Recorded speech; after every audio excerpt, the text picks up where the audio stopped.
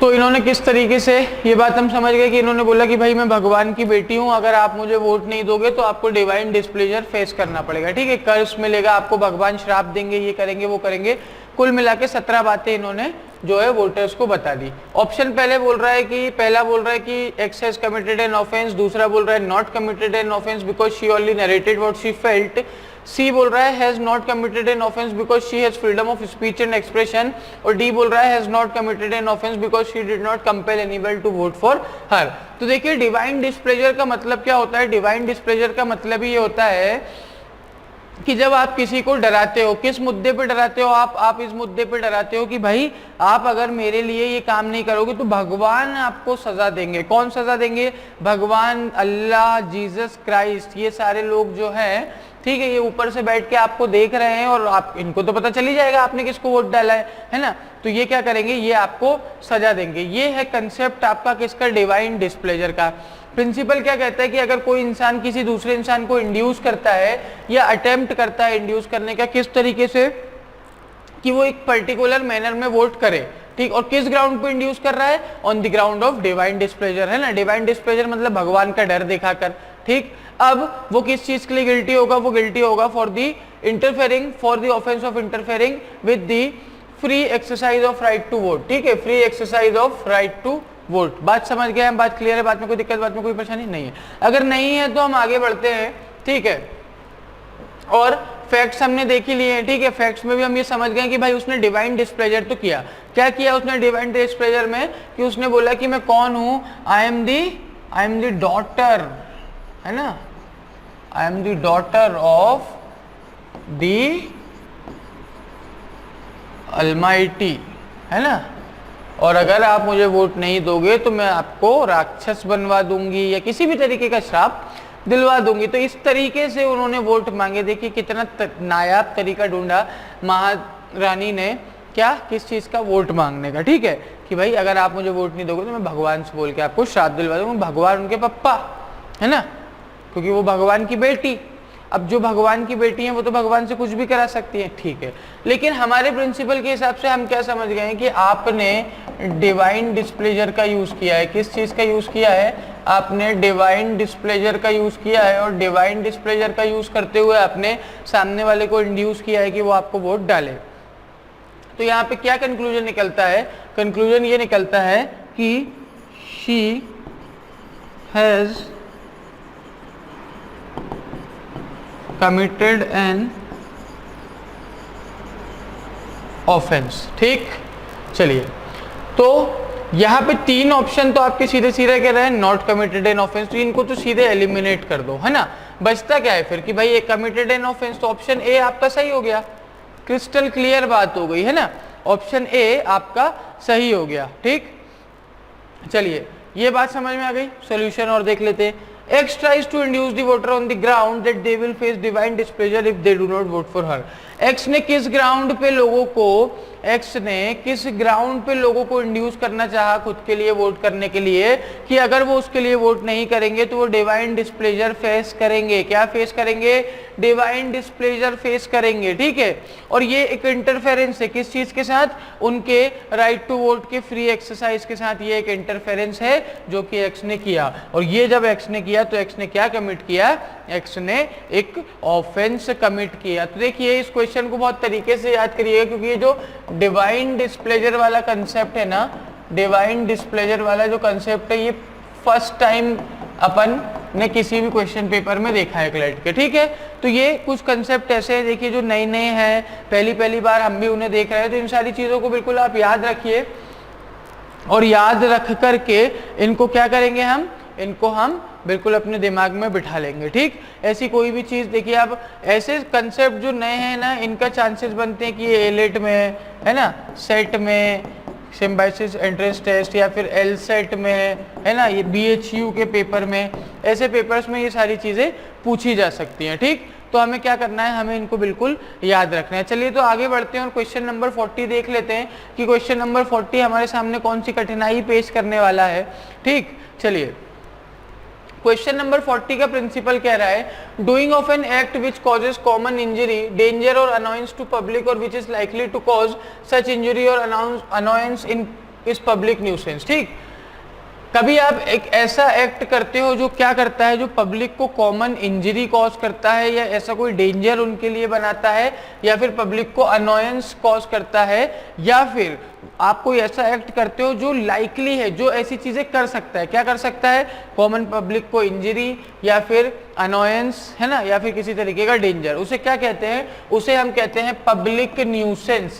क्या कहते हैं, पब्लिक न्यूसेंस कहते हैं। तो पब्लिक न्यूसेंस में क्या होता है, एक इंसान ऐसा एक्ट करता है जो कि या तो ऐसी कुछ चीजें कर देता है या कर सकता है। वो क्या चीजें हैं, पहली चीज है डेंजर क्रिएट करना, या फिर कॉमन इंजरी करना, या फिर किसी तरीके की अनोयंस करना पब्लिक के लिए। ठीक, चलिए, a common nuisance is not excuse because it causes some nuisance और एडवांटेज। ठीक है ना, और एक जो कॉमन न्यूसेंस है वो सिर्फ इसी बेसिस पे एक्सक्यूज नहीं की जा सकती क्योंकि वो कुछ थोड़ी ही न्यूसेंस क्रिएट कर रही है या उससे कोई एडवांटेज भी हो रहा है। बात समझ गए हम?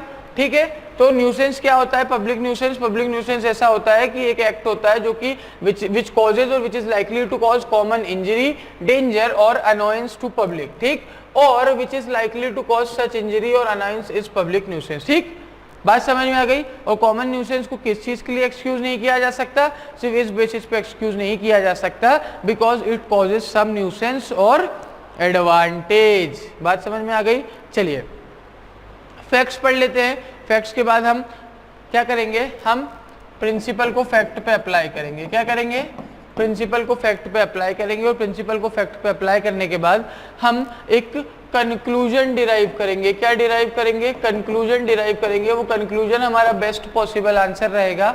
ठीक, और वो कंक्लूजन हम देखेंगे कि कौन से ऑप्शन में हमारा बेस्ट पॉसिबल आंसर के फॉर्म में हमें मिल रहा है। चलिए तो आगे बढ़ते हैं और फैक्ट पढ़ते हैं कि a uh farmer having large farm lands burns crop residue. ठीक है, एक फार्मर है, किस नाम का, ए नाम का, उसके पास बहुत सारे फार्म लैंड्स हैं। ठीक है, वो क्या करता है, जो स्टबल है, ठीक है, फार्म का जो रेसिड्यू है, बेसिकली जब फसल कटने के बाद जो चारा भूसा बच जाता है, ठीक है, वो उसको अपनी फील्ड्स पे ही जला देता है। हार्वेस्टिंग, क्रॉप की हार्वेस्ट करने के बाद वो अपनी फील्ड पर ही जला देता है ताकि वो नेक्स्ट क्रॉप के लिए, ठीक है, फील्ड को रेडी कर सके। ठीक, a uh farmer having large farmlands burn crop residue on his field after harvesting the crop to make the field ready for next crop. ठीक, as this is the easy, fast and convenient method of making the field ready for next crop. समझ में आ गई बात।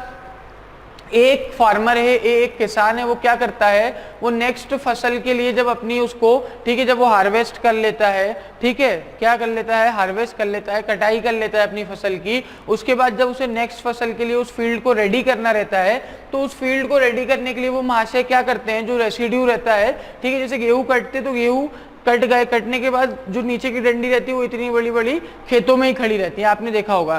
तो उन्हें हटाने के लिए वो क्या करता है, उन्हें अपने फार्म में ही वो आग लगा देता है। ठीक, क्यों करता है वो ऐसा, क्योंकि ये सबसे ज्यादा इजी, फास्ट और कन्वीनियंट मेथड है। ठीक है, फील्ड को रेडी करने के लिए। ठीक, किस चीज के लिए रेडी करने के लिए, नेक्स्ट क्रॉप को रेडी करने के लिए। चलिए, his farmlands are adjoining a densely inhabited residential area and people pass through the smoke while traveling on the road adjoining his farmlands। और उनकी जो फार्मलैंड्स हैं वो किससे एडजॉइंड हैं, उनके पास में एक बहुत ही डेंसली, जिसमें बहुत बहुत घनी आबादी वाला रेसिडेंशियल रहवासी एरिया है। ठीक है, उसके घर के पास बहुत ही डेंस रेसिडेंशियल एरिया है, और जो लोग हैं ना, जो उसके घर के पास से, उसके फील्ड के पास के जो रोडों से जब लोग निकलते हैं तो उन्हें वो स्मोक इनहेल करना पड़ता है, उन्हें वो स्मोक क्या करना पड़ता है, उन्हें उस स्मोक से निकलकर जाना पड़ता है। बात समझ में आ गई। ठीक है, the smoke caused by fire also enters the house in the colony. और वो स्मोक इतना होता है कि वो कॉलोनीज में जाकर के लोगों के घर में भी घुस जाता है। ठीक, वो स्मोक इतना होता है कि वो कॉलोनीज में जाकर के लोगों के घर में भी घुस जाता है। क्लियर। चलिए अब देखिए, ऑप्शन ए बोल रहा है, A has not committed any offence since he does not cause any specific injury to any specific person. ठीक है, तो देखिए यहाँ पे हमारी बात किस चीज की हो रही है, यहाँ पे हमारी बात हो भी रही है पब्लिक न्यूसेंस की। ठीक है, प्राइवेट न्यूसेंस की बात हो नहीं रही है। किस चीज की बात नहीं हो रही है, प्राइवेट न्यूसेंस की बात हो भी नहीं रही है। तो ऑप्शन ए एलिमिनेट हो जाता है। ऑप्शन बी बोल रहा है A has not committed any offence because he does not gain any advantage from person living in the vicinity. ठीक है, ये बोल रहा है कि ए भाई जरूरी नहीं है कि आप जो विसिनिटी में जो लोग रहते हैं उनसे एडवांटेज कर रहे हो तभी आप न्यूसेंस क्रिएट कर रहे हो। ठीक है, आप टॉर्ट तो कमिट कर ही रहे हो ना उनके लिए न्यूसेंस क्रिएट करके, इतना धुआं कर रहे हो कि लोगों के घर में जा रहा है, वहां बुजुर्ग रहते होंगे, बच्चे रहते होंगे, अस्थमा पेशेंट रहते होंगे, लंग्स के पेशेंट रहते होंगे, सभी को आप अफेक्ट कर रहे हो। A has committed public nuisance. और चौथा बोल रहा है कि A has not committed any offence because the alleged acts are done on the field owned and used by him and act are done without any intention to cause them. देखिए भले ही आप वो अपनी फील्ड पे कर रहा है, सब कुछ है, कोई दिक्कत नहीं है, लेकिन वो एक्ट ऐसा कर रहा है जिससे पब्लिक एट लार्ज को कॉमन इंजरी हो रही है या वो किसी चीज की डेंजर को रिस्क को एक्सपोज हो रहे हैं या फिर उन्हें किसी भी तरीके का अनोयंस हो रहा है। ठीक है, और ये किसकी डेफिनेशन में आता है? ये आपका पब्लिक न्यूसेंस की डेफिनेशन में आता है। और वो क्या कर रहा है? वो पब्लिक न्यूसेंस क्रिएट कर रहा है। ठीक है, और वो गिल्टी है, वो लाइबल है किस चीज के लिए? पब्लिक न्यूसेंस क्रिएट करने के लिए। बात समझ में आ गई हमें यहाँ तक? तो हमारा option C is the correct answer कि A has committed public nuisance. A ने क्या कमिट किया? ए ने पब्लिक न्यूसेंस कमिट किया which is a criminal act, है ना। तो ए ने क्या कमिट किया? ए ने पब्लिक न्यूसेंस क्रिएट किया। ठीक, क्लियर है बात? ए भाई साहब पब्लिक न्यूसेंस क्रिएट कर रहे हैं। तो सॉल्यूशन क्या कह रहा है? Burning of stubble crop residue adjoining a densely inhabited residential area is seen as a public और कॉमन न्यूसेंस। ठीक, अगर आप स्टबल जो क्रॉप रेसिड्यू रहता है उसे फील्ड में जला रहे हो, वो भी ऐसी जगह है जो कि बिल्कुल साइड से लगी हुई है किसके? एक डेंसली इनहेबिटेड एरिया से, तो वो एक कॉमन न्यूसेंस या पब्लिक न्यूसेंस के तौर पे देखा जाएगा और इसे एक्सक्यूज नहीं किया जा सकता। इसलिए ए ने क्या किया है? ए ने पब्लिक न्यूसेंस कमिट किया है। देखिए यही फील्ड अगर कहीं जंगल में होती जहां दूर दूर तक कोई नहीं रह रहा होता तब ये पब्लिक न्यूसेंस में नहीं आती है भाइयों और बहनों, है ना। बात को समझ रहे हैं आप? ये पब्लिक न्यूसेंस में नहीं आती। और क्यों नहीं आती है पब्लिक न्यूसेंस में? क्योंकि उससे पब्लिक एट लार्ज जो है is not affected. Public at large is not affected. बात समझ में आ गई? चलिए आगे बढ़ते हैं और क्वेश्चन नंबर 50 देख लेते हैं, है ना। 50 नहीं, क्वेश्चन नंबर 41 देख लेते हैं ना। क्वेश्चन नंबर 40 तक हमारा हो गया है, क्वेश्चन नंबर 41 और समझ लेते हैं। क्वेश्चन नंबर 41 का प्रिंसिपल क्या कह रहा है? चलिए, तो हम बात कर रहे थे क्वेश्चन नंबर 41 की। क्वेश्चन नंबर 41 का प्रिंसिपल क्या कह रहा है कि डेथ कॉज्ड बाय रैश और negligent act of a person is an offence. अगर किसी इंसान की रैश और नेग्लिजेंट एक्ट के कारण किसी दूसरे इंसान की डेथ कॉज हो जाती है तो वो क्या होता है? वो एक ऑफेंस होता है। जैसे कि अगर आप रैश ड्राइविंग कर रहे हैं और आपकी रैश ड्राइविंग करने के कारण कोई इंसान आपकी गाड़ी के सामने आ जाता है और उसकी डेथ हो जाती है तो वो क्या होगा? वो एक ऑफेंस में गिना जाएगा। किस में गिना जाएगा? ऑफेंस में गिना जाएगा। फैक्ट क्या कह रहे हैं? X was driving his SUV car in a lonely road leading to a forest at 160 kilometre per hour. X जो है वो एक एसयूवी कार में ट्रेवल कर रहा था किस पे? एक लोनली रोड में, ठीक है, फॉरेस्ट के बीचों बीच, और उसकी 160 किलोमीटर पर आवर पे वो उस गाड़ी को चला रहा था। Suddenly someone appears from the forest on the road and in the resultant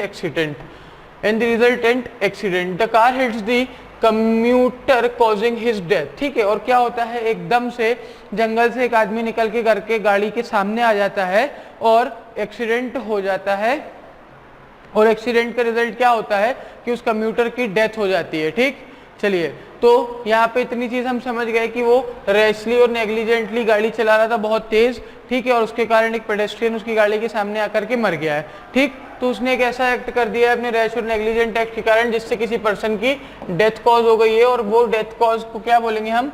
offence बोलेंगे। क्लियर है? बात समझ में आ गई? कोई दिक्कत, कोई परेशानी, कोई हैरानी नहीं है? नहीं है तो आगे बढ़ते हैं और फैक्ट ऑप्शंस देखते हैं। A, X is not guilty of an offence as the accident has occurred on a lonely road. X guilty नहीं है किसी भी ऑफेंस के लिए। क्यों? क्योंकि जो एक्सीडेंट है वो लोनली रोड पे हुआ है, पहली चीज। दूसरा, एक्स गिल्टी नहीं है। क्यों? क्योंकि इंटेंशन ही नहीं थी किल करने की। तीसरा, एक्स गिल्टी है क्योंकि डेथ जो है वो रैश और नेग्लिजेंट एक्ट के कारण हुई है। और चौथा, एक्स गिल्टी नहीं है। क्यों? क्योंकि वो खुद भी इंजोर हुआ एक्सीडेंट में। देखिए, तो जब हमने प्रिंसिपल को अपने फैक्ट पे क्या किया, अप्लाई किया, तो हमने क्या कंक्लूड किया है ना, या क्या डिड्यूस किया या फिर क्या इन्फर किया, ये डिड्यूस किया, ये कंक्लूड किया, ये इन्फर किया कि रैश और नेग्लिजेंट एक्ट के कारण उसने डेथ कॉज कर दी और वो क्या हुआ, वो एक ऑफेंस हुआ। क्या हुआ, एक ऑफेंस हुआ। बात समझ में आ गई। तो उसने ऑफेंस तो कर दिया है, ठीक। तो not guilty, not guilty, not guilty के तीन ऑप्शन क्या होते हैं, एलिमिनेट होते हैं। क्या होते हैं तीन ऑप्शन, तीन ऑप्शन आपके एलिमिनेट होते हैं। तो एक ही ऑप्शन बचता है जो कि क्या कह रहा है कि गिल्टी है। X is guilty on offence is death is caused by rash और नेग्लिजेंट एक्ट। क्लियर। चलिए सॉल्यूशन क्या बोल रहा है, सॉल्यूशन भी यही बोल रहा है कि X is guilty, X guilty है क्यों, क्योंकि he was his rash driving और act of negligence led to the death of a person. उसकी रैश ड्राइविंग ने या फिर जो उसका नेग्लिजेंट एक्ट था उसने क्या किया, उसने it led to the death of an person. Though the road was lonely but the driver should have been careful while driving. भले ही रोड लोनली थी, भले ही रोड पे कोई नहीं था, दोनों साइड जंगल था, लेकिन फिर भी उसे ड्राइविंग के टाइम पे केयरफुल रहना चाहिए था। ठीक, बात समझ में आ गई। चलिए क्लियर है, तो आगे बढ़ते हैं और क्वेश्चन नंबर 42 देख लेते हैं।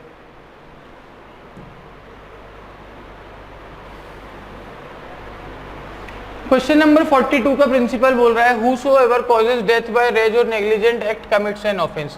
सेम टू सेम प्रिंसिपल है जो पिछली बार दिया था कि भाई रैश और नेग्लिजेंट एक्ट के कारण अगर किसी की डेथ कॉज कर देता है कोई इंसान तो वो क्या होगा, वो एक ऑफेंस होगा। बात समझ में आ गई। चलिए तो सीधे फैक्ट पे पढ़ेंगे और देखते हैं फैक्ट क्या कह रहे हैं। ठीक है, फैक्ट कह रहे हैं कि X is having a house on the road side which is also having a street on the back of the house. X का रोड साइड पे एक हाउस है जिसका घर के पीछे भी एक स्ट्रीट है। ठीक है, he has a lawn on the back of his house where he has built a toilet. और उसके घर के पीछे के हिस्से में एक लॉन है जहाँ पे उसने एक टॉयलेट बनाकर रखा है। To prevent the intruders from entering his house he got the fence charge with a high voltage live electric wire. और ताकि जो इंट्रूडर्स हैं, जो ट्रेसपासर्स हैं, चोर हैं, उचक्के हैं, वो उसके घर में ना घुस पाए, इसलिए उसने क्या किया है, अपने घर के चारों तरफ एक लाइव वायर की फेंसिंग चार्ज करके लगा रखी है। ठीक है, चलिए वो भी हाई वोल्टेज वाली। ठीक, Z was passing through the street at the backyard of the house of X and sat down to take rest near the fence। और Z जो है वो वहां से निकल रहा था और उसने क्या किया, रेस्ट करने के लिए उसने क्या किया, जल्दी से बताइए क्या किया उसने रेस्ट के लिए, बोलिए। रेस्ट के लिए वो फेंसिंग के पास टिक करके बैठ गया और जैसे ही उसने उठना चाहा तो उसका हाथ जो था वो फेंसिंग के कांटेक्ट में आ गया, जो कि बहुत ही हाई वोल्टेज इलेक्ट्रिक वायर की थी और उसकी डेथ हो गई। ठीक, बात समझ में आ गई। क्या हुआ यहाँ पे, एक्स ने हाई वोल्टेज वायर की फेंसिंग लगवा रखी थी अपने घर को इंट्रूडर से बचाने के लिए, और जेड जो कि एक पासर वाय था वो रेस्ट करने के लिए वहां पे बैठा, और जब वो उठ रहा था तो उसका हाथ उस फेंसिंग के कांटेक्ट में आ गया और लीडिंग हिज डेथ, उससे क्या हो गया, उसकी डेथ कॉज हो गई। बात समझ में आ गई। Option A B C D चार ऑप्शन है हमारे पास, जो कि पहला कह रहा है कि एक्स ने कोई ऑफेंस कमिट नहीं किया है क्योंकि उसके पास राइट है कि वो ट्रेसपासर्स को प्रिवेंट कर सकता है, लेकिन ट्रेसपासर्स को प्रिवेंट करने के लिए इतना हाई वोल्टेज का लाइव वायर नहीं लगाया जाता है कि जिससे किसी की डेथ ही हो जाए। ठीक है, तो ये ऑप्शन एलिमिनेट हो जाता है। ठीक है, अब ऑप्शन बी बोल रहा है X has committed an offense of causing death by rash and negligent act, और तीसरा बोल रहा है X has committed no offense because he does not have any enmity with X। तो ये enmity with X वाला जो ऑप्शन है वो आपका इलॉजिकल है, और सीधे सीधे बात कहाँ जाएगी, सीधे सीधे बात जाएगी आपकी किस पे, जल्दी बोलिए। सीधे सीधे बात जाएगी इलॉजिकल टर्म पे, और प्रिंसिपल पे बात जाती है तो प्रिंसिपल पे वो जा नहीं रहा है। ऑफेंस ऑफ मर्डर ये बोल रहा है, यहाँ पे मर्डर नहीं, ऑप्शन बी आपका सही होगा कि एक्स ने क्या किया है, एक्स ने सामने वाले की डेथ कॉज कर दी है रैश और नेग्लिजेंट एक्ट से। बात समझ में आ गई, बिल्कुल आ गई। सॉल्यूशन क्या बोल रहा है कि death of Z is cause due to electrified fencing. Death, Z की डेथ क्या हुई, इलेक्ट्रीफाइड फेंसिंग के कारण हुई, which is erected by X in the backyard, जो कि एक्स ने अपने बैकयार्ड में लगा करके रखी हुई है। Since the backyard is the near the street, और क्योंकि जो बैकयार्ड है वो स्ट्रीट के पास है, ठीक है, और स्ट्रीट एक पब्लिक प्रॉपर्टी है, तो एक्स ने क्या कमिट किया है, एक ने, ठीक है, एक्स ने ऐसा रैश और नेग्लिजेंट एक्ट की कमिट किया है जिसके कारण किसी सामने वाले की डेथ कॉज हो गई है। बात क्लियर है। चलिए तो क्लियर है, तो आगे बढ़ते हैं और क्वेश्चन नंबर 43 देखते हैं। क्वेश्चन नंबर 43 क्या कह रहा है। तो क्वेश्चन नंबर 43 का प्रिंसिपल बोल रहा है कि किलिंग इज नॉट मर्डर, ठीक है, किलिंग मर्डर नहीं होती if it is committed in a sudden fight without pre meditation in a heat of passion upon a sudden quarrel, ठीक है। अगर वो कैसे हो जाए, वो एक सडन फाइट में हो जाए और आपका कोई प्री मेडिटेटेड माइंड नहीं था कि आपको उसकी किलिंग करनी है या आपको उसको मर्डर कमिट करना है, ठीक है, और वो एक सडन क्वारल में, ठीक है, एक बहुत ही जो फास्ट एकदम से आपका कोई झगड़ा हो जाए और हीट ऑफ द मोमेंट में, हीट ऑफ द पैशन में, ठीक है, अगर किसी की किलिंग आप कर देते हैं तो वो मर्डर नहीं होगी। फैक्ट की जब हम बात करते हैं कि फैक्ट यहाँ पे क्या बोल रहे हैं, फैक्ट बोल रहे हैं कि X and Y were buying liquor from a liquor shop at 7 PM। X और वाई 7 बजे दोनों एक दारू शराब की दुकान से शराब खरीद रहे थे, ठीक है, मदिरा की दुकान से मदिरा पान करने के लिए मदिरा खरीद रहे थे, ठीक है। Y abused X and there was quarrel between them, और Y ने X को अब्यूज कर दिया, दोनों के बीच में क्वारल शुरू हो गई, झगड़ा शुरू हो गया, बहस शुरू हो गई। X told T that he will not spare him and Y shouted that his house is adjoining the shop only and if X had the guts he can come anytime, ठीक है। और X ने बोला Y को कि भाई मैं तुझे छोड़ूंगा नहीं, और Y ने बोला कि मेरा घर इस शॉप के बगल में ही है और अगर तुम्हारे में इतने गट्स हैं कि तुम मेरा कुछ भी बिगाड़ सकते हो तो किसी भी टाइम आ जाना, मैं तुम्हें देख लूंगा, ठीक है। इतनी दोनों के बीच में बात हो गई, कहाँ, मदिरा की दुकान पे। X went back to his shop which was nearby, procured a knife and went to Y's residence at 9 PM and stabbed him to death। और X अपनी दुकान पे वापस जाता है, वहां से एक चाकू उठाता है और 9 बजे, मतलब कुल मिला के 2 घंटे बाद आकर के इतने चाकू मारता है कि उसकी डेथ कॉज कर देता है, किसकी, वाई की। चलिए, तो अब ये बताइए कि 7 बजे जो झगड़ा हुआ उसको लेकर के 9 बजे अगर डेथ कॉज की गई तो क्या वो सडन क्वारल है? हाँ, क्या वो in the heat of the passion है? क्या वो हीट ऑफ द मोमेंट है? नहीं है। क्यों? क्योंकि आपके पास 2 घंटे थे सोचने के लिए और आप एक प्री मेडिटेटेड माइंड से आए थे, ठीक है ना, बात समझ में आ गई। चलिए, ऑप्शन क्या कह रहे हैं, x has committed murder 1, X has not committed an offense of murder since it was committed in sudden fight in a heat of passion. No, it was not a heat of passion. X has not committed murder of Y because he had no enmity with Y. No, ऐसा नहीं, X has committed no offense, ठीक नहीं, बिल्कुल option A हमारा ठीक हो जाएगा कि X has committed murder, क्योंकि वहां पे ना ही एनिमिटी की बात आ रही है, वहीं ना पे sudden quarrel, heat of the passion की बात आ रही है। वहां पे सिंपल सी बात है कि 2 घंटे बाद जाके उसने बिल्कुल प्री मेडिटेटेड माइंड से सोच समझ करके क्या किया, उसने किलिंग करी, किसकी जल्दी बताइए, एक्स की, वाई की, और वो किलिंग मर्डर होगी। क्यों? क्योंकि उसने बिल्कुल सोच समझकर, वो बिल्कुल कोल्ड ब्लडेड मर्डरर की तरह जाकर के, ठीक। चलिए, तो सॉल्यूशन भी देख लेते हैं। सॉल्यूशन क्या कह रहा है कि एक्स ने मर्डर कमिट किया है। क्यों? क्योंकि जो एक्स का एक्ट था वो प्री मेडिटेटेड माइंड के साथ था और इमीडिएट हीट में नहीं था, ठीक है, और ना ही वो एक सडन क्वारल की इमीडिएट हीट में था, ठीक है। वहां पे एक टाइम गैप था और जो क्वारल था वो 7 बजे हुआ था और जो मर्डर था वो 9 बजे हुआ था, ठीक है। और टाइम गैप के होने के कारण हम ये बता सकते हैं, ये देख सकते हैं कि उसने जो भी किया सोच समझ के किया, एक प्री मेडिटेटेड माइंड के साथ किया। समझ गए बात को? कोई दिक्कत नहीं। चलिए, तो इस तरीके से जो है, ठीक, क्या हुआ, इस तरीके से 43 क्वेश्चन में मर्डर कमिट हुआ, ठीक है। कोई दिक्कत, कोई परेशानी नहीं है। चलिए देखिए, ये क्वेश्चन पेपर भी हमारा खत्म होने पे आया।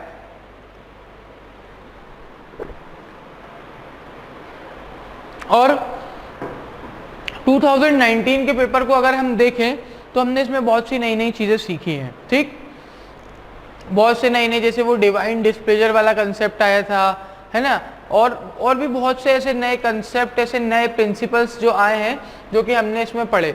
तो देखिए, अब हम ये चीज़ देख सकते हैं कि ये प्रिंसिपल जो हैं, ये इस तरीके के प्रिंसिपल बेस्ड क्वेश्चन हमारे एक नए क्लैट के पैटर्न के लिए हमारे लिए यूजफुल नहीं है। लेकिन जब ओवरऑल हम देखते हैं, तो जब ओवरऑल आप देखेंगे ना, तो देखिए क्या होता है, मैं बताता हूं आपको। देखिए, जब ओवरऑल हम देखते हैं ना, तो जो आपका क्लैट का नया पैटर्न है, ठीक है, क्लैट 2020 का जो पैटर्न है उसको भी अगर हम देखते हैं तो उसमें भी क्या है, एक पैसेज है। क्या है? एक पैसेज है। वो पैसेज कितने वर्ड्स का है, 200 to 300 वर्ड्स का। ठीक, अब देखिए यहाँ पे क्या होता था, यहाँ पे आपको एक प्रिंसिपल मिलता था, ठीक है, उसमें कुछ लिखा रहता था, उसके नीचे वो फैक्ट्स दिए रहते थे। ठीक, इस पे हमें इसको अप्लाई करना पड़ता था, समझ गए। ऐसे ही हम अभी तक सॉल्व करते हुए आ रहे हैं। लेकिन यहाँ पे क्या होगा, ये जो पैसेज है ना, इसी में आपके प्रिंसिपल भी दिए रहेंगे, है ना, और इसी में आपके फैक्ट्स भी दिए रहेंगे। ठीक है, लेकिन जो सॉल्व करने का, ठीक है, सॉल्व करने का जो तरीका है ना, वो आज भी वैसा ही है कि पहली चीज you have to read the passage carefully. ठीक, आपको केयरफुली इस पैसेज को रीड करना है, ठीक है, और उसके बाद based on the passage answer the questions, है ना। पैसेज पे बेस्ड आपको क्वेश्चंस आंसर करना है। तो मतलब कोई बहुत बड़ा ड्रास्टिक चीज नहीं हुआ है। हुआ क्या है कि देखिए, पहले 50-50 वर्ड्स के ना, 50-50 वर्ड्स के 5 क्वेश्चंस हम सॉल्व करते थे, है ना। 50-50 वर्ड्स के हम 5 क्वेश्चन सॉल्व करते थे, पांचों का एक नंबर रहता था। अब क्या हो रहा है, ये 50 को इन्होंने इंटू 5 किया और 250 वर्ड्स का, ठीक है, एक पैसेज ये हमें दे देते हैं। ठीक, और उसमें ये हमसे कितने क्वेश्चन पूछ लेते हैं, 5 क्वेश्चन पूछ लेते हैं। नंबर यहाँ पे भी 5 थे, नंबर यहाँ पे भी 5 है। ठीक है, नंबर दोनों जगह 5 है, दोनों जगह 5 क्वेश्चन है, दोनों जगह सॉल्व करने का तरीका एक ही है। बस किया क्या जा रहा है कि पहले 5 प्रिंसिपल रहते थे, ठीक, और 5 डिफरेंट फैक्ट्स रहते थे। अब क्या होता है, एक पैसेज है ना, उसमें एक प्रिंसिपल, है ना, एक तरीके के फैक्ट और उन पे डिपेंडेंट 5 क्वेश्चन। तो तरीका वही है सॉल्व करने का, है ना, क्वेश्चन पूछने का तरीका भी बहुत हद तक वही है। बस हो क्या रहा है, क्या हो रहा है जल्दी बताइए। हो बस इतना रहा है कि पहले जो 5 जितने में 5 क्वेश्चन हम सॉल्व करते थे, उतना टाइम अब हमें किसको देना है, एक क्वेश्चन को देना है। ठीक है ना। देखिए मैं बताता हूं आपको,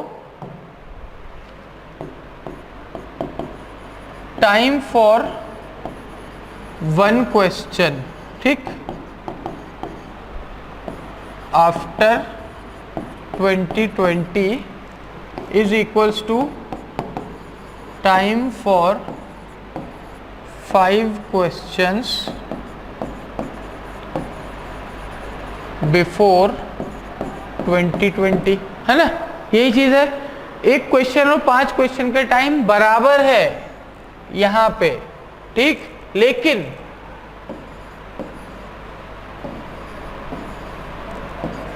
मार्क्स जो है दोनों ही जगह 5 ही मिल रहे हैं। ठीक, तो हमें कुछ नहीं करना है, हमें किस चीज से मतलब है, वॉट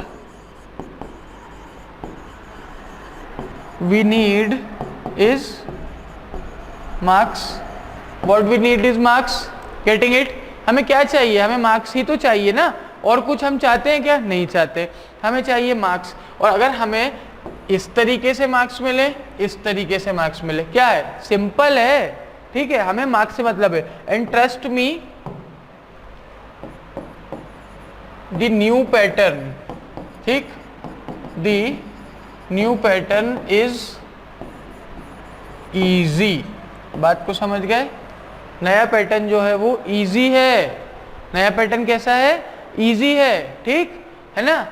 चलिए, तो बिल्कुल घबराना नहीं है हमें। और देखिए, मैंने इतनी चीजें आपको क्यों बताई, मैंने इतनी चीजें इसलिए बताई कि solving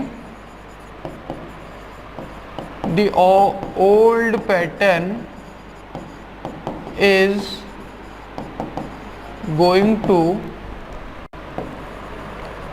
help us somehow in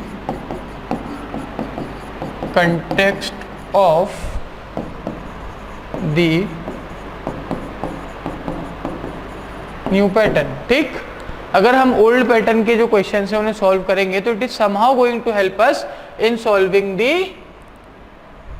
new pattern, because the pattern is 80% same. ठीक, बस लेंथ चेंज हुई है ना, क्या चेंज हुई है, लेंथ चेंज हुई है, किसकी, पैसेज की। ठीक, या फिर ये मान लीजिए पहले जो थे प्रिंसिपल बेस्ड क्वेश्चन थे, कैसे क्वेश्चन थे, प्रिंसिपल बेस्ड क्वेश्चन थे, और अब क्या है, अब पैसेज बेस्ड क्वेश्चन है ना।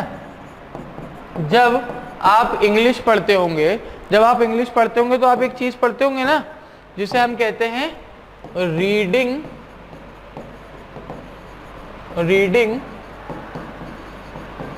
कॉम्प्रिहेंशन पढ़ते हैं आप, है ना। एक बड़ा सा पैसेज रहता है, उसको पढ़ते हैं, फिर उसमें 5-6 क्वेश्चन पूछे जाते हैं। वैसे ही इसे भी अगर हम देखें तो ये क्या है, लीगल रीडिंग कॉम्प्रिहेंशन। ठीक, रीडिंग कॉम्प्रिहेंशन और लीगल रीडिंग कॉम्प्रिहेंशन एक ही चीज होती है। बात को समझ गए? चलिए, अगर समझ गए हैं तो बहुत अच्छी बात है। चलिए तो आगे बढ़ते हैं और वापस से हमारे क्वेश्चंस की तरफ जाते हैं। ठीक है, ये तो हमने बीच में थोड़ा सा ज्ञान की बातें कर ली, क्यों, क्योंकि इसे करना हमारे लिए ज़रूरी था। ठीक, चलिए अब हमारा जो क्वेश्चन पेपर था वो ये था। ठीक, इसे हम इतनी देर से सॉल्व कर रहे थे, है ना।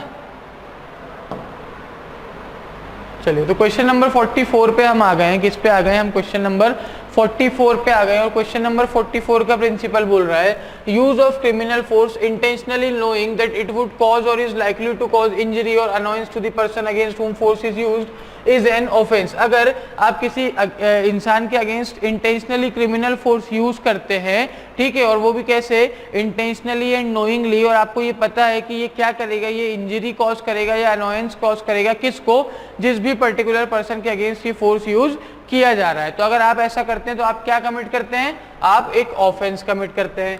फैक्ट जब हम देखते हैं तो फैक्ट बोलते हैं, x a renowned social worker who had launched the movement for liberation of women.